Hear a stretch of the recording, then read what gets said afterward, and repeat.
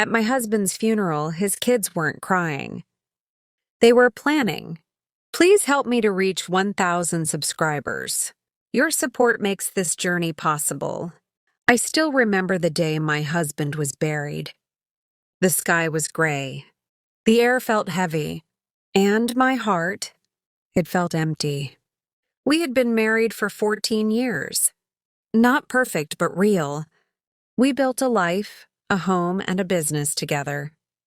And then he was gone. I thought the hardest part would be learning how to breathe without him. I was wrong, because 3 days after the funeral, his children from his first marriage showed up at my door. Not with tears, not with memories, with demands. They didn't even sit down. The oldest one crossed her arms and said, "We want the estate, the house, the business, everything." I thought I misheard her. I said, "Excuse me?" She repeated it, slower this time. "As his children, we are entitled to all of it." I looked at them, and suddenly I wasn't a widow anymore.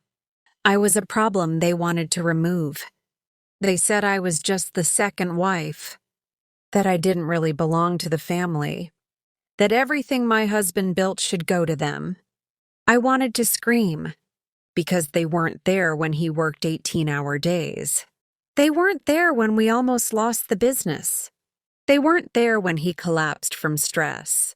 And I stayed up all night holding his hand. But now, they wanted the rewards. I didn't argue. I didn't cry in front of them. I simply said, "Let me talk to my lawyer." That night, I sat in my car outside my house and cried until I couldn't breathe. I felt betrayed. By them. By the world. By life itself.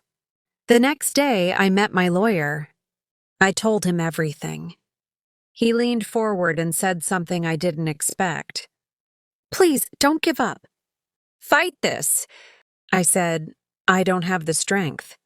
He replied, "You have the truth." Turns out, my husband had updated his will 2 years before he died. He left the business to me. He left the house to me. And he left them money, but not control.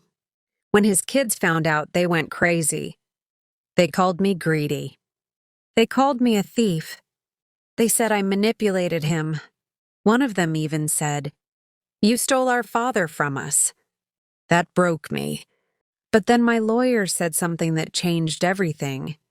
"You didn't steal anything. You stood beside him." So I stopped being quiet. I stopped apologizing. I went to court. They tried to paint me as a villain, as a gold digger, as someone who married for money. But then the truth came out about how I worked with him every day, how I helped grow the business, how I cared for him when he was sick. And the judge listened. In the end, I won, not because I was cruel, not because I was lucky, but because I was honest. After the verdict, his kids walked past me without a word. No apology, no goodbye, just silence. I stood there alone. But for the first time since my husband died, I felt something else besides grief. I felt strong. I didn't take what wasn't mine.